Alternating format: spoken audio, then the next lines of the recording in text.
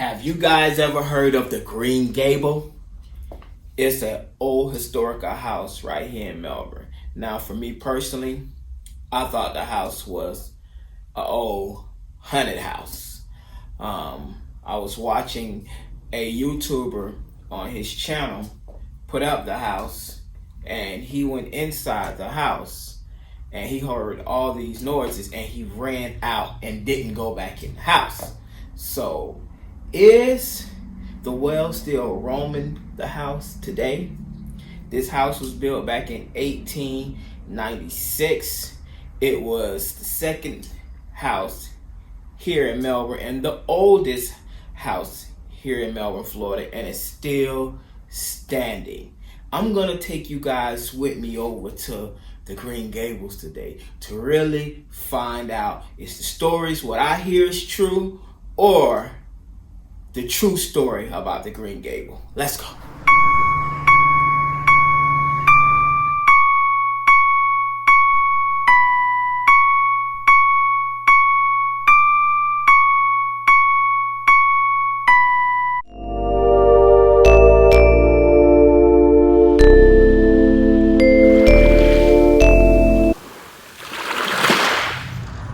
I'm president of Green Gables at Historic Riverview Village, and I'd like to welcome you to Green Gables.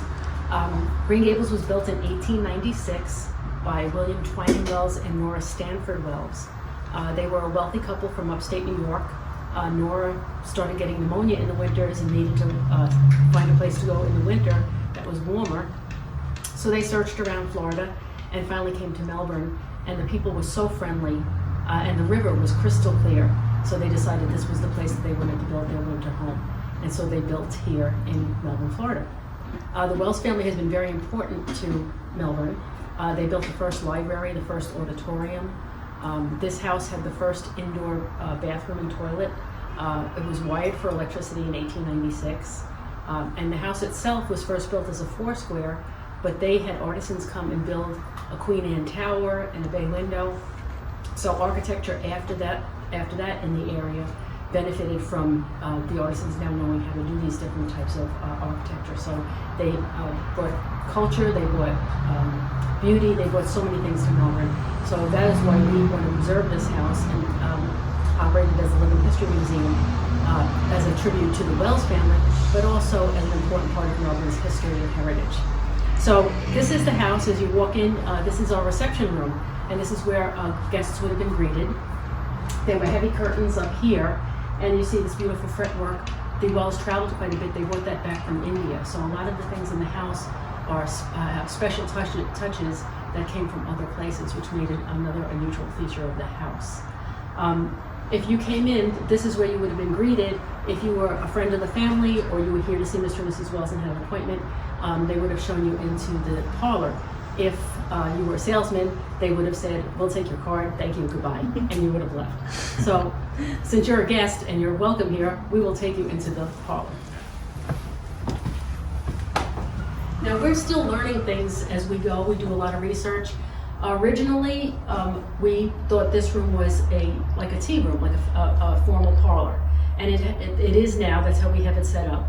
At one time, though, it was actually a bedroom. In the second generation, the mother-in-law moved in. They built a beautiful suite on the back of the house for her. Had its own bathroom, had beautiful views. It was just wonderful. She hated it, and she decided she wanted to be in the middle of things, so this became her bedroom. So this operated as a bedroom. Recently, we found paperwork from Mrs. Wells that showed that this was also at one time used as an office. So this is kind of a multi-purpose room, but we have returned it to a family parlor and set it up because this is the kind of gracious living that Mrs. Wells was famous for. Having people come and borrow books and discuss the books, kind of like the first book club. So she really was a very gracious lady and was very big on literacy, and she was one of the first presidents of the Melbourne Women's Club, so she was very involved in community events. So from here, we'll go into the original dining room. So originally when the house was built, this was the dining room. Now in those days, the kitchen was built separate from the house because of the wood stove. They had fear of fire and also the heat. So this was a doorway that led out to a little breezeway. Then there was another doorway that went into the kitchen. When they built the addition, they closed that all in. And then this dining room became Mr. Wells' study. This beautiful table that you see here was donated to us. It's a beautiful pattern table. Each one of these pieces is individually cut and placed. This is from the late 1700s, so this is even older than the house, but we're gonna have it refinished, and it's a beautiful, beautiful example of craftsmanship. And from here we'll go into the parlor.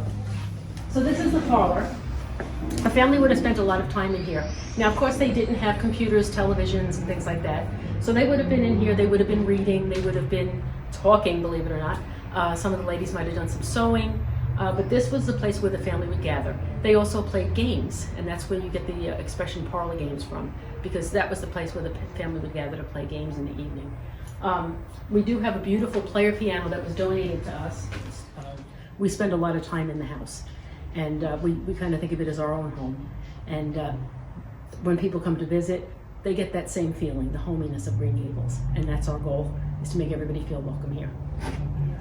The pieces of furniture that you see, most of them are period correct. They are not original pieces from the family, except for this table. There are a few pieces throughout the house, but most of them have been generously donated by people in the community to us. Now, this part of the house is very interesting. This was outside at one time. As I said, they had the kitchen separate from the rest of the house. So you can see this is the outside of the house. When the addition was built, this was closed in. This room is actually the first bathroom in Melbourne, the indoor bathroom. Right now we use it for storage, but it had the first indoor tub and toilet. If you look up there, the house was actually wired for electricity in 1896. Mr. Wells is from upstate New York. New York had electricity at that time. Melbourne did not. So he had it wired. Now, we do have stories passed down through the family that he had an artesian well and was able to run a generator so that they had electricity at a very early stage. We are not sure exactly when that happened, but we do know it was wired in 1896. The kitchen, you can see the introduction of a bay window, which was added on later. The original kitchen was rectangular. The table is one of the original pieces. Our prep table over there is over 100 years old. So we have quite a few really nice pieces in here. Actually, this is one of the things that all the ladies love. The nice built-in cabinets, and these are all original. At Green Gables, we have 3 formal sets of china, so that when we have teas, everybody eats and drinks off real china rather than paper. When we have little events, sometimes we use paper, but for teas, we always use the good stuff to try to give you that authentic feeling. Now I'll show you our little hidden place here. This was actually the breezeway. We've closed it in and we've made it into a kind of little mini kitchen for us. The microwave is not period correct, but it comes in handy when we're heating up scones or making food for events. Now you can see up there, there's a rail in the ceiling. That's where the wood stove was. And over here, you'll see this little door. That's actually where the icebox was. The iceman would come, there was a metal box outside, he'd fill it with ice, and that little door opened up into the icebox. You have to find antique. We bartered. We got that dining room set, 12 bucks. This is all original wood. Now this is the room that was added on, that was we call the mother-in-law suite, but we have set it up because it became a dining room. But this is actually our education center. We call it the Adam B. Cohen Education Center after one of our great sponsors. A wonderful education program. We have children come, homeschool children, children from different schools. We get a lot of 4th grade classes because all the 4th grades in Florida study Florida history. So we have a lot of classes that come and they go through our program. We break them up into 3 groups. I'm a teacher, so I teach some Florida history and Melbourne history. We talk about what life was like in those days, what people would have done, and then we make goat milk soap or we churn ice cream. Our founder, John Daly, he takes the children on a tour of the house and teaches them about the Wells family. And then Ann Farrington, who was a PE teacher and computer specialist, she takes them and teaches them all the games that kids played in the 1800s. They play the big hoop games outside, and then they come in and play marbles and jacks, and they just love it. All these kids with their iPhones, they put them away and they don't want to leave because they're playing all these great games. So it's really wonderful. So we have some wonderful display cases. Right now we have a display of antique hats, but fairly soon we're repairing the ceiling. Once the ceiling is done and the walls are done, we will be having new displays coming through regularly.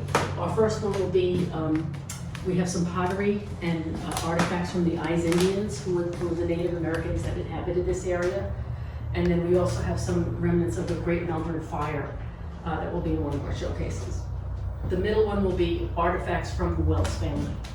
So we're getting ready to set those up. We also have a video of over 100 pictures that we play for the children, and it shows this area back in the 1800s and early 1900s, some of the people, some of the travels of the Wells family. So it's really neat for them to learn. They learn about, Mr. and Mrs. Wells, but they also learn about some of the other founding families. They learn about the three freedmen who were the actual founders of Melbourne. As a matter of fact, Green Gables has worked with the crew that has moved, and one of our members, Jennifer East, has documented the founders' cabin, which is down on Lipscomb Street. And that's being turned into a museum as well. And it's kind of like associated with us. We're kind of brother and sister. So we also have a sister company called Be Unique, and Be Unique did a wonderful documentary about Green Gables, and I really encourage people to go to greengables.org and watch the documentary. It's called Forgotten Enchantress, and it tells the whole story of Green Gables, and it's just so well done and just beautiful. It's a 34-minute film, so it's at greengables.org. And now I'll take you upstairs. Alrighty. As we go up, you'll notice that the stairs are narrow, and you'll see that there's some wear here. You can think of the maid that must have gone up and down these stairs 100 times a day. In certain light, you can see just a little feminine footprint. She must have started on the same foot every time because it's right in the first step. It's hard to see unless the light hits it just right. But you can see it's like a little pointy, tiny foot.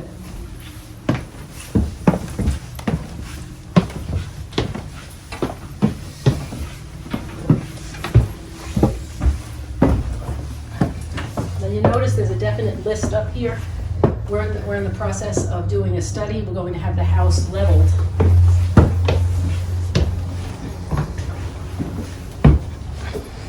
And this is the trunk room. In those days, people didn't travel with suitcases, they traveled with trunks. And so did Mr. and Mrs. Wells. They would load them onto a steamer or onto the train, and these would be chained and pulled up by a pulley, and one of the doors in the hallway opens up where they could slide them in and bring them into the trunk room. This also served as a library at one time. Mrs. Wells had this whole area filled with books and allowed the neighbors to come and borrow the books. And as I said, sometimes they would sit and talk about the books that they've read. When so many people started coming, they decided to build a real library. So they built the first real library in Melbourne. And that in the back is a little storage area. But this bathroom had a full-size tub, and the windows look out over the river. So Mr. Wells could sit in his tub and see, because the river was the highway at the time. There was no US 1. The traffic was on the river. So the dentist came by river, the mail came by river. Wow. So the daughter's room, her name was Gladys. We have a little, we had this out for display, that's why it's pulled out. But we have this set up as Gladys's little toy room. Eventually it's going to be redone. That piece of furniture is family furniture from the Wells family, but it is a later period. When we do the restoration, everything is going to go to between 1896 and 1910. This is pretty neat. This is a little homeschool desk. It's got the slate that pulls out, and this turns. It has every lesson that you could think of from kindergarten up through 8th grade. letters, writing, health habits, scout rules, different types of flowers, all different things. And then, oh, it's out of there. Someone borrowed it. We have a book that, oh, here it is. This is a book that Mrs. Wells gave to her granddaughter. This is one of our treasures. Now, we only have one bed set up in here, and it is from a later period. It is family furniture, but it's from a later period. That's an old nursing chair that would have been in the nursery for a baby, where the nurse would rock the baby and the mom would have nursed the baby. Now, we try in every room to have some kind of hands-on experience for when our kids come. So we have the dollhouse, we have different things in different rooms. But in this room, we have these little viewers. These are very, very old. And then we have a drawer, well, one of these drawers, filled with some of the old photographs. These are the ones that they would have, see how old those are? So this is from some of their travels around the world. Some of them are of family, of neighborhood houses, but we made some new ones so that the kids can see. Now this was Mrs. Wells' room. In those days, it was customary for the husband and wife to have separate rooms. Our bed deflated. We use air mattresses, and we had some kids up here, and they kind of had fun on the bed, and it deflated. But Nora, Mrs. Wells, the first Mrs. Wells, this was her room. The second generation, Pearl, who was Nora's daughter-in-law, she took over this room, and she loved to sew. So this was her little sewing room. And then this is a bathroom that connects Mr. and Mrs. Wells' room. Now, when the kids come in here, they actually get to use the foot pedal sewing machine. We like to, like I said, do as much hands-on as we possibly can so that the kids really experience it. That's why we call ourselves a living history museum. Gotcha.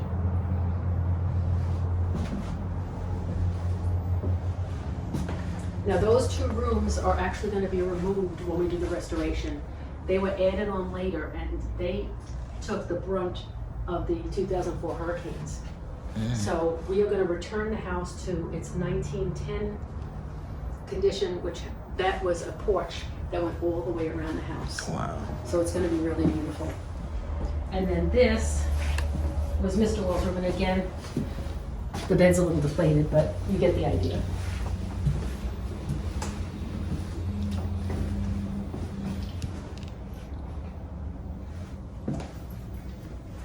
Now this piece is 125 years old, and it matches Mr. Wells' original bedroom set, which we will be getting back from the family once we do the restoration. The family has been so supportive and generous. They still own the house. We have applied for a grant, and we were recommended for full funding. So it just has to go through the legislature now. Once it does, we will get the funding in July, and then we will own the house. And then it will be Green Gables nonprofit. So we won't have to pay taxes anymore, which is a great deal, because then the money we raise can all go towards the restoration. But they're going to return a lot of the furniture and fixtures and things like that. So the hands-on things in this room, where the kids get to use the typewriter, which they love. They've never seen anything like it. And so they get to type their name or whatever they want. And then we also have a kaleidoscope. This is a Victorian kaleidoscope. You put it by the window, turn the knob, and there's little discs in it, just like the little kaleidoscope that you use, only it's a big one. So, and this is where you can see the house is, the foundation is sinking a little bit. So we have a contractor that's going to come in and drive metal posts and lift the house, and then it'll be stabilized. That's the first step in our restoration process. This was Mr. Wells' shoe tying chair. This was returned to us. It was given to somebody, and when they heard that we had saved the house and were going to restore it, they brought it back and said every day Mr. Wells sat in that chair and tied his shoes. So we think it's a great addition to the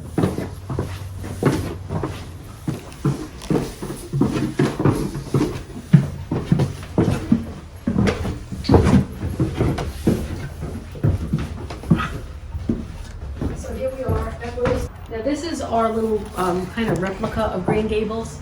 I found a dollhouse for sale on Craigslist, and I saw that it had the octagon porch. So I called the lady and told her who we were, and what's your rock bottom price? We're really poor.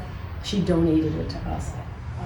But we have a lovely lady. Her name is Jean, and she does dollhouses, and she has gone out and collected and found all this furniture. This is Mr. and Mrs. Wells and Gladys, and one of the servants. She's making the boys' room. She's trying to make it look as much like Green Gables as she possibly can. Out on the porch. We spend an awful lot of time out on the porch. The breezes are amazing. We're in the early stages and we still need a lot of help. We need more volunteers. We need sponsors. We always need donations. So, and we love to have visitors. We're open every Saturday from 10 to 2 for tours. But you can also, my number's on the website. Give me a call if you have a family coming to town.